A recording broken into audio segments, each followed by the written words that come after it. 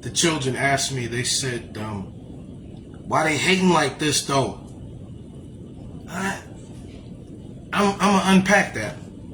But I had to go into the closet.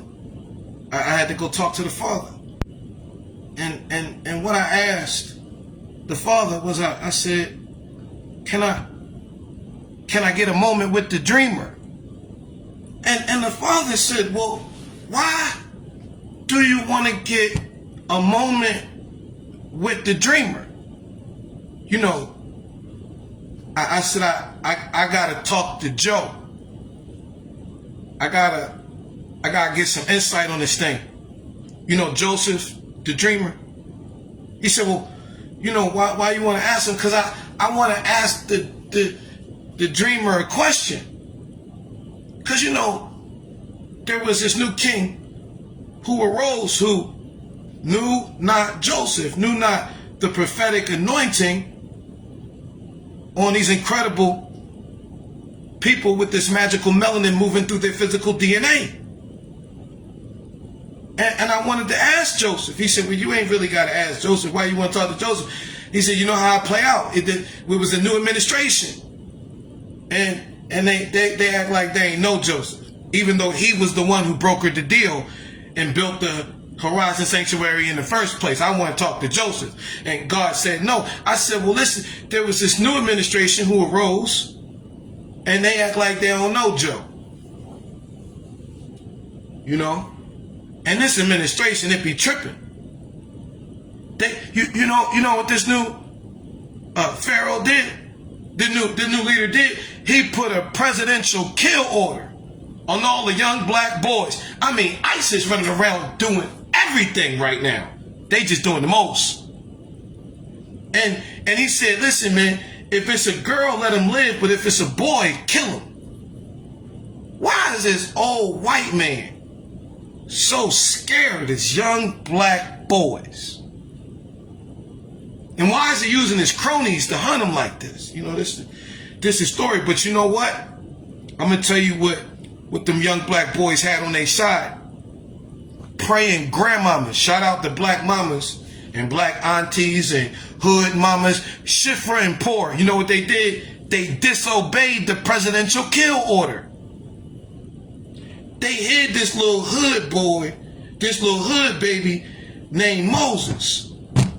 And through a divinely orchestrated series of events, you know, because we be thinking we know one thing, but God be moving behind the scenes. He told Isaiah, it's applicable to us, 46 chapter, about the 9th, 10th verse, I'm God, God alone, I'm God, and it's none like me. Let me translate that. I mean, I'm running this shit and not you. Check yourself before you wreck yourself. Yeah, like that. We forget this, you know? And so he got, you know what I mean? Boom, boom, boom, boom, boom. And so through a divinely orchestrated series of events, because you know what God be doing is he's a God of purpose. And what he does is he be using the foolish things of this world to confound the wise. So what he did was everybody was stuck because the new administration killed all the young black boys. And God, you know, he'd be working behind the scenes. He told Isaiah, my ways above your ways, my thoughts above your thoughts. So, you know, he got tools at his availability that we don't know nothing about. So through a divinely orchestrated series of events like that, though, he'd take this little black hood boy and let this hood boy go to the religious seminary. I mean, he let this little hood boy grow up in Pharaoh's house. Why? Because God be using the foolish things of this world to confound the wise, and he gonna use this little hood boy to go talk to Pharaoh on behalf of God and say, let my folk in the hood go. Now, y'all know we got our own language in the hood. So Moses couldn't have went and talked to Pharaoh with our hood talk. He had to be able to speak the king's English to the queens like it. So we look at the generation before, they was poised and polished and postured. Political. You look at Martin Luther King Jr. You look at William Gray III. You look at old Joe. Joseph Lawrence Roberts, Pastor Emeritus, built the Horizon Sanctuary on behalf of God. They polished. They political. You know what they got though? They got a young buck. I'm gonna give you a little Bible on it. Also cool. We're gonna walk. Go ahead and fast forward the videotape. This journey is 40 years long, but God doesn't. I mean, it takes him 40 years. The journey from the Red Sea to the Jordan is an 11-day walk. Well, why in the world did it take him 11 days to do something? 40 years to take an 11-day journey. In your Bible, Exodus 13, about the 17th verse, the 13th chapter, about the 17th verse, God gives us the answer to that question. I'm so glad y'all asked. But God didn't take them the long way, the short way, because if they came in the short way, they would have came in contact with the Philistines, right? And so God took them the long way. Now the Philistines, y'all remember David? All right, we going part on David. All right, you remember David is the one who take out the giants. Okay, but before David takes out Goliath, there's some other giants. These are two different prophetic moves. It's the same reoccurrence. See, Moses was a prophet and Samuel was a prophet.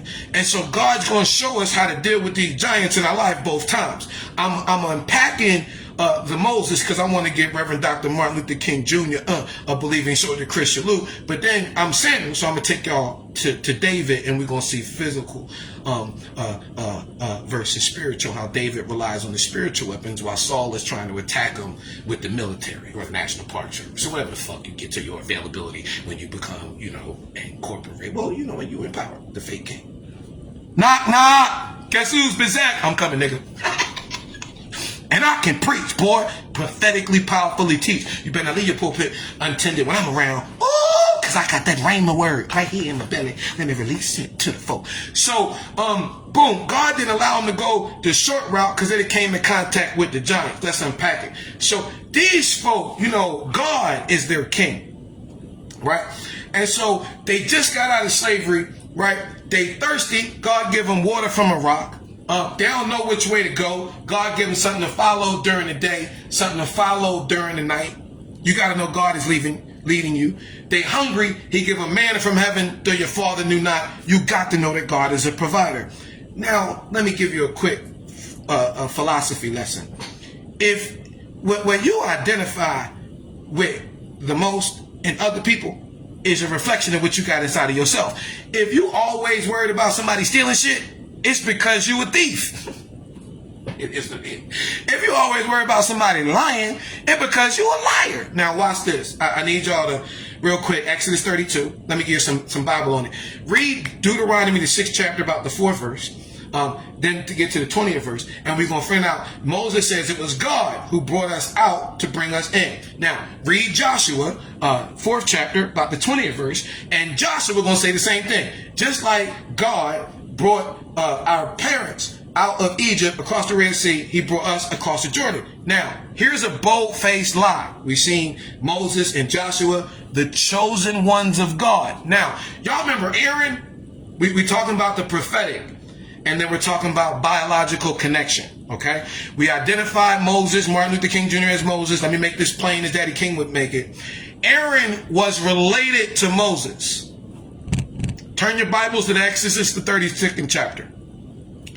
Aaron is related to Moses, okay? But Aaron is not chosen by God to come up to the mountain. So Aaron feels a little emasculated spiritually. So what he does, because the people are fooled. The people, they're not really tied into God. They're just tied into what they see. And they know Moses is up on the mountain. They know Aaron, like Isaac Ferris Jr., is related to Moses. So they just assume you related, this the same thing. So Aaron tells them, we don't know what's going on with Moses, but watch the script. It's in your Bible, been there the whole time. And the folk like, what we going to do? Aaron, now, one of the signs that God did was he made all the Egyptians give the people all their gold, all their earrings. This is why black women like the bangle earrings and the hoop earrings and all that.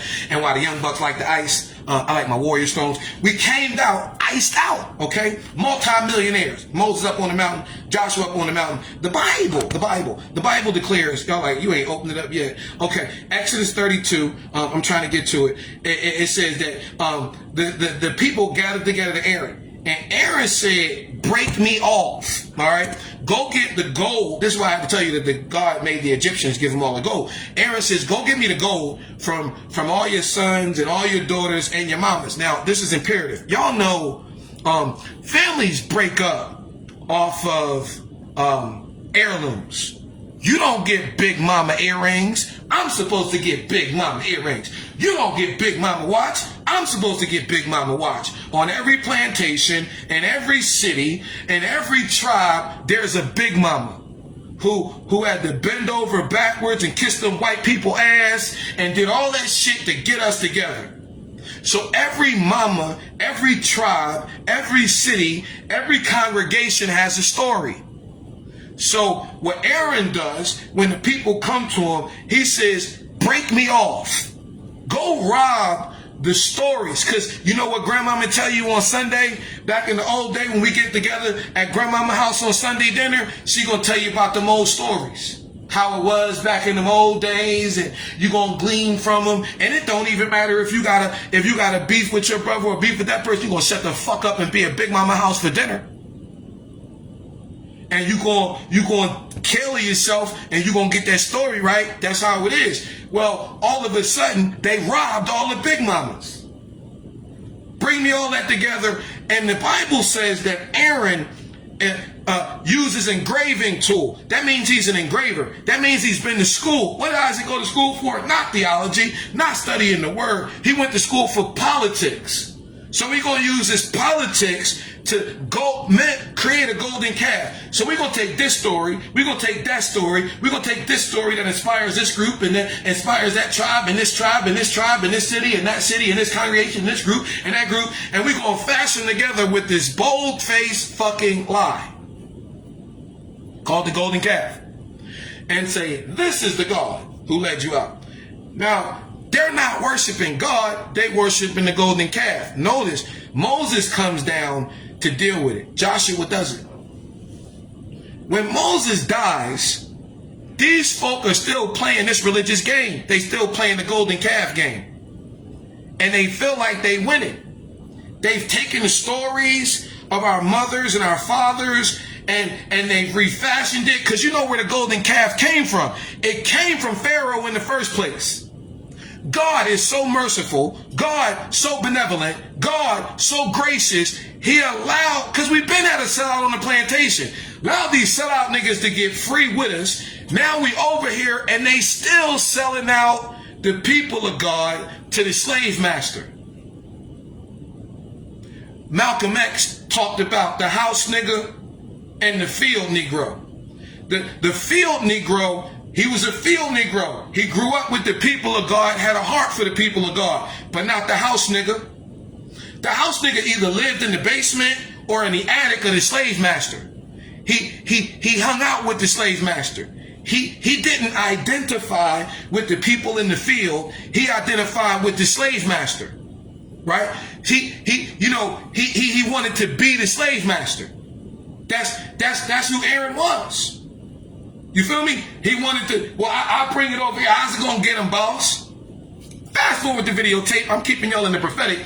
We get to a point where, in our existence, it was the pandemic. Okay? Now, God, let me put this in your hearing, remind you of it. God doesn't give us a spirit of fear. Okay, so who does? Satan. Okay, so what does God give us? Power, love, and a sound mind. Okay, let me back up. So I remember, God don't give us fear, Satan do. I got to give y'all a point.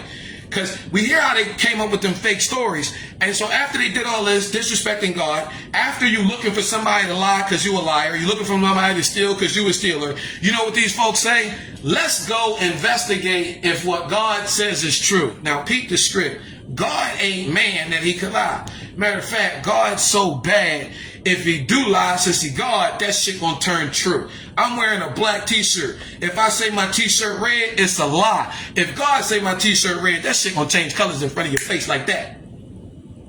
Now, because these niggas is lying, I just unpacked the lie.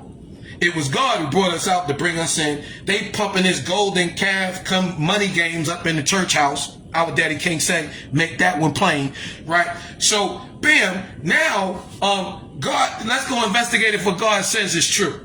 So they pick one kid from all 12 tribes, one kid from all 12 cities, one kid from all 12 congregations. They go over, investigate what God said is true. Now, I like grapes. I don't know how to pick fruit. When I go in the supermarket, you want to know how I pick grapes? I see all of the different types of grapes. I get one grape from every bag, and I eat them. The one that tastes the grapiest to me, them the bag of grapes I buy. Now, I can get all 4, 5, 6 of them grapes in my one hand. These grapes so big, these niggas is bringing them back on their back. Them some big ass grapes. Caleb and Joshua, they coming back with big fruit. Now, 10 of them want to lie. They like, oh my God, it's giants over there. I told y'all about the giants. But these it's giants over there. We can't go. We scared them big white powerful people. They selling the people a fake ass story. They pumping fear. And we like grasshoppers in the sight. Read Numbers, the 13th chapter. Matter of fact, let me unpack it for you because I want to make sure you know what word to underline. Numbers 13:1. God says to Moses, Moses, I'm tired of these motherfucking people. They get on my nerves. This is what I want you to do. Pick one kid, because this generation, I'm done with them. Pick one kid from all 12 tribes. One kid from all 12 families. One kid from all 12 generations. All congregations, excuse me. And send them over to go investigate the land I'm giving them. They go over. They investigate, and sure enough, everything God said is true. Now, go investigate the line I'm giving them. All you got to do is circle the word give. God is giving it to them. So when they come back, you got 10 of them lying. Lying, all right? It's giants over there, and we like grasshoppers. There is an interview where Don Lemon from CNN, great reporting, by the way, Don. Don is interviewing Isaac Ferris Jr. right after he just hopped off of Donald Trump's lap. And he's talking about how white America is upset that they're not running shit. They ain't never been running shit. God running shit. I read it in your hearing. Let me remind you, I'm God, God alone. I'm God, ain't nothing like me. God running this shit, not these weirdos. And they put, listen. So anyway, boom. So, God says, trip cancel. Let them all die in the wilderness. Moses goes to God. Moses, is so many people watching. If these folk don't go in, it's not going to be because the niggas in the Horizon Sanctuary is hard-necked, stiff-necked, disrespecting the shit out of you. They going to think you can't do it. God says, you know what, Moses, you right. This what I'm going to do. Bring me KJ, King Jeddo, Caleb. He got a different spirit. He gonna lead the kids in fully. Now, I want y'all to peep the script about something. The journey that these kids go on, or that the children of God go on, is a 40-year journey. Okay? This is the halfway point. This is the 20-year mark, the halfway mark. So this means that God says, I'm gonna use Caleb and Joshua not to do what? To lead the kids in. But the older generation, they're going to die in the wilderness. Now, this is the halfway point. We could derive that since when Joshua crosses the Jordan, that's 20 years later. Caleb and Joshua, Hip Hop Hermeneutical Remix, KJ, is really just a prophetic babysitter. Okay? So those kids are what take over the promised land, not their folk. Now, let me give you some Bible on it real quick. Joshua, the 5th chapter, the 6th verse. All right. God is saying through Joshua, God didn't allow any of the men who crossed the Red Sea. That's all them old folk and the Horizon Sanctuary right now trying to manipulate and impress the kids.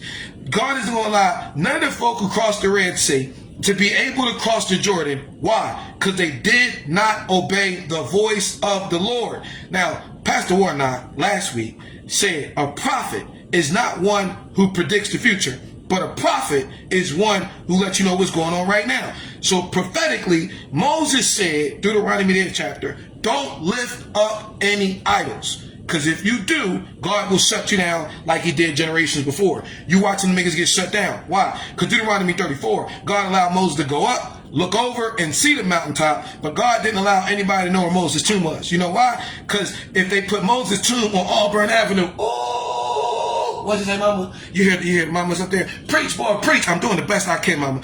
If they knew where Moses' tomb was and put it on Auburn Avenue, they'd turn Moses into the idol he warned us about. You see that little weirdo behind Moses' desk? He trying to walk like Moses, disrespected, out the mouth. What the fuck is your name? Crawford? Dick, whatever the name, little weird nigga that preached at Ebenezer today on the 26th.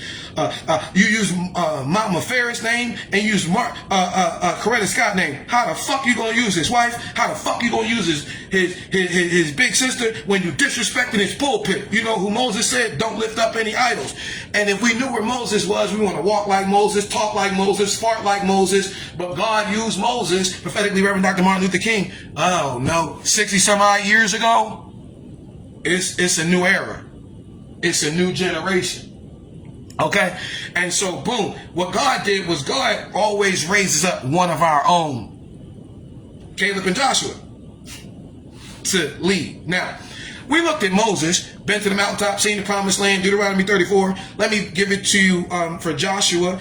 Joshua, the 5th chapter, 13 verse. Joshua bends down, then Joshua lifts up. And the first person that Joshua sees, the first thing that Joshua sees is not Jericho. Nope. He doesn't see the promised land. Nope. First thing he sees is Jesus. What? Jesus in the Old Testament? Called it Christophany.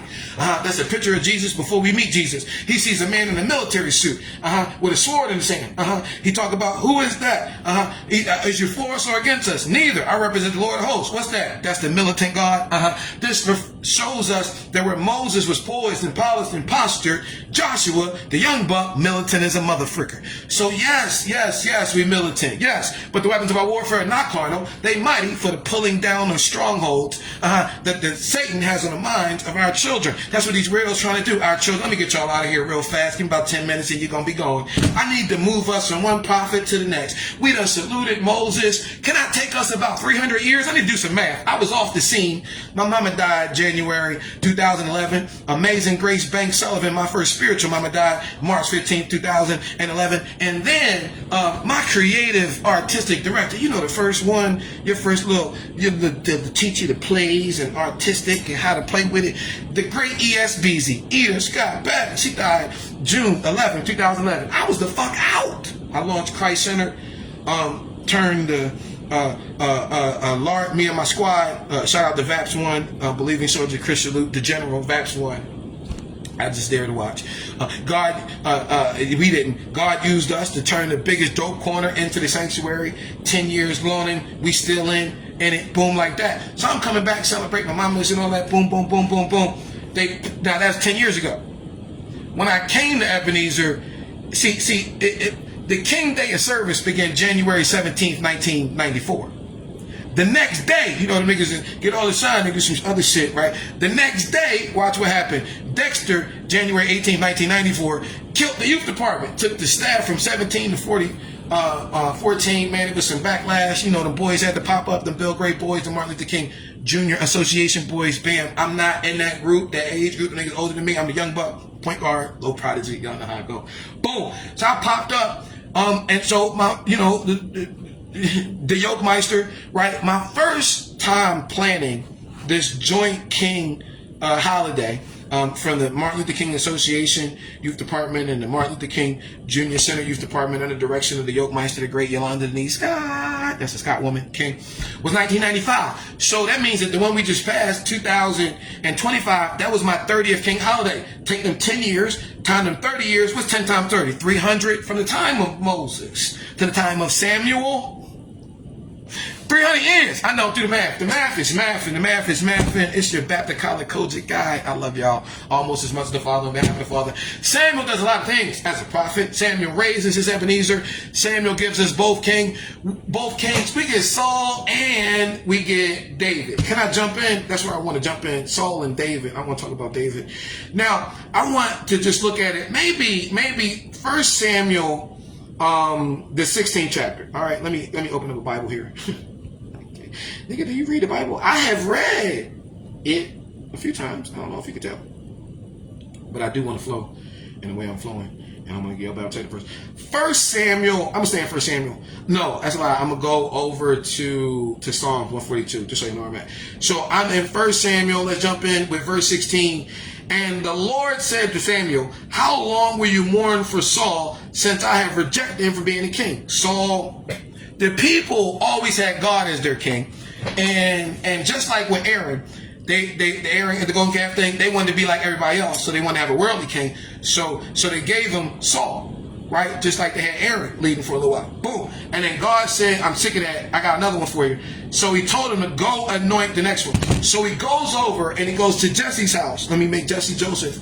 You know, Warnock is the 7th. I would be the 8th. All right. So he went and he looked at 7 of Jesse's sons. They all had the degrees. They all had the political power. They all had the little da-da-da-da. And God rejected them all. Then he picked David, the little rough one that was out there shepherding. I'm still in 1 Samuel 16. I'm trying to get y'all out of here pretty fast. Y'all can read the Bible on your own, right? Okay. Boom, boom, boom, boom, boom. All right. Now let's go. We in 1 Samuel 17 now. All right. Now here's what happens. This is David and Goliath. All right. So David, that nobody knows about, he slays the lion and the bear. All right.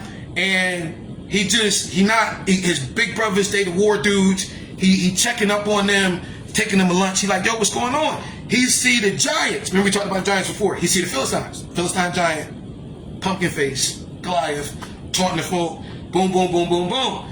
So he like, yo, this nigga not coming against us. He's coming against the God of these people. Same point, right? So he tells Saul, I'm in 1 Samuel 17. I'm trying to get y'all out of here fast. Y'all can read it. I can give y'all some homework. All right. 1 Samuel, I'm in 17. Boom, boom, boom. Let me see here. 37. Bam. So verse 37. David's like, look, I'm going to take him out. Y'all niggas is bitches. Y'all niggas don't know how to fight. I'm going to take this nigga out.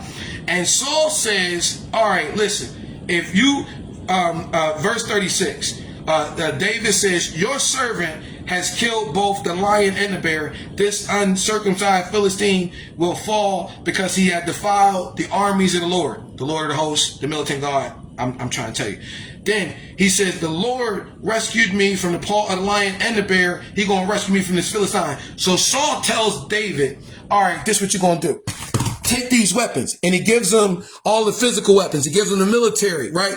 So here's what David said. I got it right here so y'all can see it. All right. Then Saul dressed David with his own tunic, put on the armor of him and the bronze helmet. And David fastened the sword and was like, yo, I don't need this shit. I can't use this shit. I cannot go into battle with these because I have not used them. I'm going to tell you what I used. I used the spiritual weapons. You know what I'm talking about? I don't know about your oppression, but I'm going to tell you what weapon I know work. Faith work. Love work. Hope work. Knowledge work. Wisdom works. Integrity, oh, that works. Righteousness works. Perseverance works. What are these, Kay? These are spiritual weapons. So David says, listen, forget all that.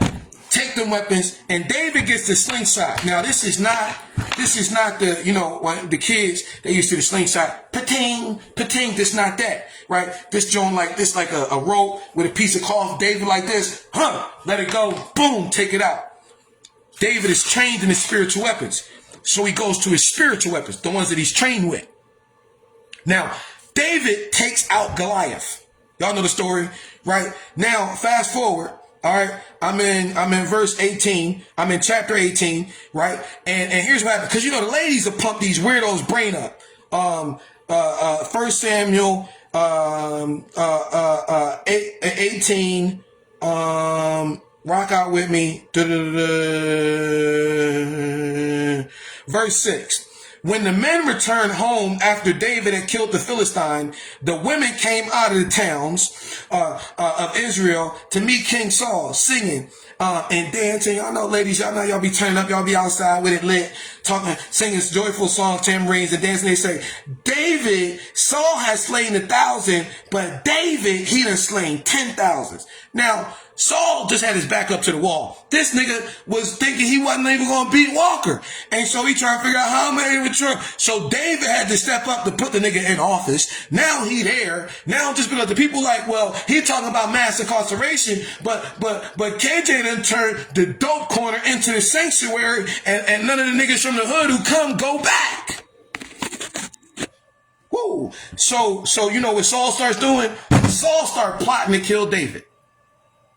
David just did what the military couldn't do, just did what the law enforcement couldn't do, just did what the National Park Service couldn't do, and took out their opposition. And now Saul is hunting David with the National Park Service, hunting him with law enforcement, hunting him with all this shit. And David, after all this shit, feels depressed. Can we get to our text? I'm gonna get y'all out of here. 1 Samuel 22. We in 22. David goes into the cave. And when David goes into the cave, he gets the people with the 3 Ds, the people that are discouraged, the people that are in debt, and the people that are discontented. I'm reading in the NIV. David left Gath and escaped to the cave of Absalom. When his brothers and his father's household heard about him, they went down, all those that were in distress, all those that were in debt, and all those that were in discontented. And David became commander. Y'all know what it is. I love y'all too. We in the field with it. Let me rock out with me if you is. You like, we rocking out with you, because don't nobody do it like the Lord and the way he used you, King. I got your back. I'm in Psalms. Kick it with me. We're going at 142.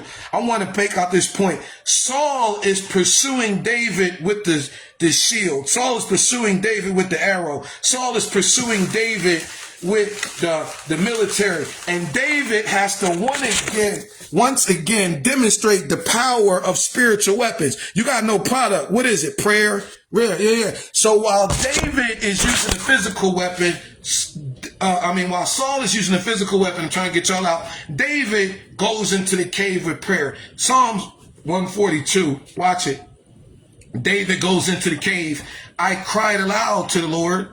I lifted up my voice to the Lord for mercy. I poured out before him my complaint. Before him, I tell my trouble. When my spirit grows faint within me, it is you that watch over my way in the path where I walk. People have hidden a snare for me. Look and see, there is no one at my right hand. No one is concerned for me. I have no refuge. No one cares for my life. It sounds like David depressed, don't it? All right, cool. Now, verse 5, Psalms 142, NIV, David says, I cry to you, Lord. I say, you are my refuge, my portion in the land of the living. Listen to my cry, for I am in desperate need. Rescue me from those who pursue me. Right? Let me make sure y'all get it. Let me go ahead and get it to you. Right, I got you back. I'm on your side. He says, set me free from my prison, that I may praise your name. Then the righteous will gather about me because of your goodness to me. Now he talking about righteous. I got a pop quiz. Who won it? Believing soldier, spiritual weapon, definition of righteousness. What's the spiritual, the believing soldier definition of righteousness? Fighting the right way. Now I want y'all to look at it. David tells God, send your righteousness to gather me. Send the righteous. I want y'all to see who God sends. We're going back. 1 Samuel 22. Notice who God sends. All those who are in distress, who are in debt, and who are discontented. That's who he sent. You know, y'all seen the little weirdo Crawford talking about the counterfeit Jesus. The counterfeit Jesus is the one who talking all about the politics, but not talking about the kids at the bottom. David, when he stepped Goliath, said, you're not coming up against us. You're coming up against the God of these children. Now, I want to leave you with this bar. The weapons that you depend on in your most crucial moments reflect the ones that you have the most confidence in. You want to know why John Vaughn. You want to know why Shannon Jones. You want to know why Isaac Frosted Flake Ferris. You want to know why Raphael Gamaliel Warnock. You want to know why Bernice and all those in King Inc. are coming after a younger generation, because they can't talk to you. You want to know why they blocking you? Because the pandemic was not, N-O-T, a crisis. It was a crossover. See, we got to look at Caleb and Joshua. We got to look at and realize none of the folk, let me get it to you. Let me make sure y'all got it. Y'all, I'm going to tell y'all to read it. Y'all ain't going to look at it. I just felt it in the spirit. Let me go ahead. First, let's go to Joshua. We're going to go to the 5th chapter. I'm going to put y'all into the 6th verse. I'm going to put y'all on game. The Israelites had moved about in the wilderness 40 years till all the men who were military age. That's General Alexander and all the old heads that was in Ebenezer today. All right, who left Egypt had died, since they had not obeyed the voice of the Lord. That's the prophet who said, don't lift up any idols. They playing their money games. That's them idols, whom the Lord swore they would not allow, they would not see the land he swore, promised to their ancestors to give to us, a land flowing with milk and honey. Us. So they know when it come time to cross the Jordan and go into the promised land, go into the realm of purpose, they know they can't go. So when it comes time to cross the Jordan, for them, it's a crisis. Y'all remember Numbers 13, we looked at it, into Numbers 14, but God said it's Caleb and Joshua who gonna lead the next generation over. So you wonder what the disconnect is. The old folk, they pumping this fear, and the younger generation lit. You know why? Because for them, it's a crisis. Let me bring it home for the Bill Gray Basketball League. You know, Bill Gray, he might have been your congressman. He might have been your pastor.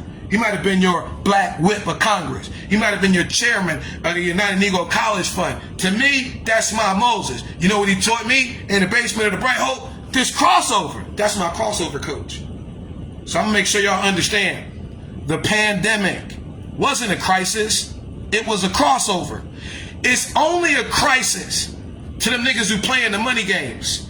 It's only a crisis to those who pump in fear. You know what we doing? We pumping faith over here. We Holy Ghost filled.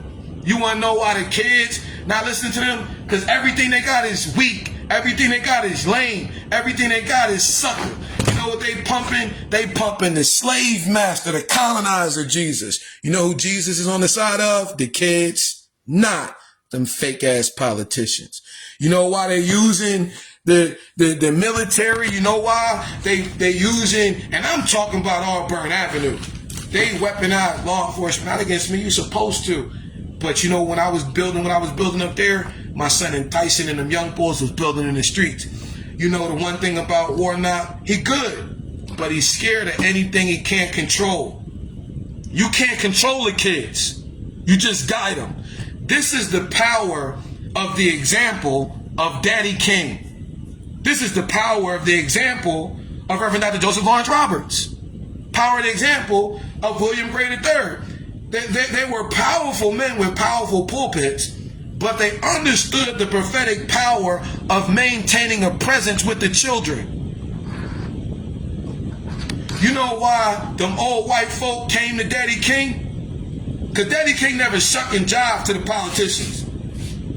You know why the politicians came to him? Because they knew, because he loved the kids so much, he could deliver a black vote. You know what these niggas can't do? They can't deliver a youth vote. You know why? Because the kids don't fuck with them. They fake. Only thing they doing right now is trying to milk as much as that golden calf as they can. And you know, when God told Moses that Caleb gonna lead the kids because they got a different spirit, these kids are prophetic. They got the spirit of discernment. How you know? They got different language. When they look at Vaughn, when they look at Crawford, when they look at everything coming out that pulpit, you know what a younger generation says? From 14 up to about 35 represent urban America. Not even black America. Not even just white America. Just urban America. The masses. You know what they saying? Them niggas is whack. And we not feeling them. So when you look up and you see, man, listen, how if we the ones in mass incarceration, they saying one thing? Ask yourself this question. How can you have a head of clergy? He's the head of clergy. He's the head of the clerical body. He represents all the preachers in the city, so to say. He is the voice of all the politicians. But all of them have a video of him pulling up to a prayer rally after 3 boys are shot, 2 of them murdered. Calls a prayer rally, pulls up, doesn't pray, but in front of the kids, speak violence at me. You know why? Because that's what the oppressor does. He tried to put violence, but the weapons of our warfare not carnal. They mighty for the pulling down the strongholds. You know, mama and them, they used to fall for this shit. We looking at these weirdos like, leader who? Who the fuck do they lead? These niggas can't even lead themselves. Pews empty. You know why? Because all they worry about is a bag. I would say I'm done, but I'm not. I'm gonna leave y'all with something. You wanna know where the real Jesus is? He not in the building. He in the marketplace. The kingdom marketplace.